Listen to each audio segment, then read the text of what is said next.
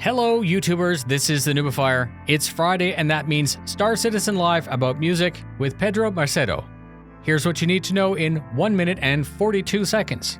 42. The background that's playing right now is the New Babbage theme. Pedro's the composer who's done most of the epic scores as part of the Star Citizen soundtrack.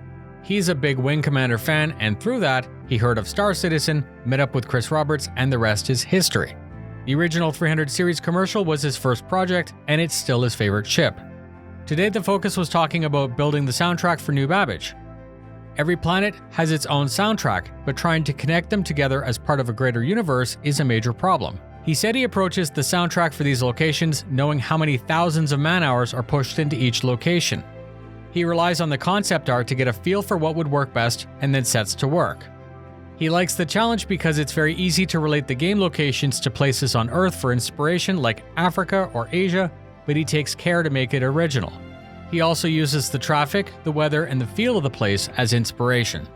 He said that he needed to approach New Babbage with something unique because it was very tech-centric. He started with an organ sound that was merged through some filters. He added bass as a second layer and then built from there. He spoke about each subsequent layer individually, then played back to demonstrate what that sounded like when it was added. Each layer has its own story and reason for being included. Some reminded him of his daughter, others were added to add levity to the soundtrack in keeping with the location, and others were added to provide presence and weight.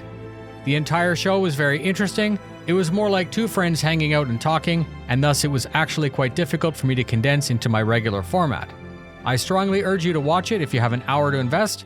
Pedro's perspective was very interesting, and you can tell by the things that he says that he's a Star Citizen mega fan. I'll put links to that in the description once CIG uploads this to their YouTube channel. Thank you very much for spending your time with me. Fly safe, and I'll see you in the verse.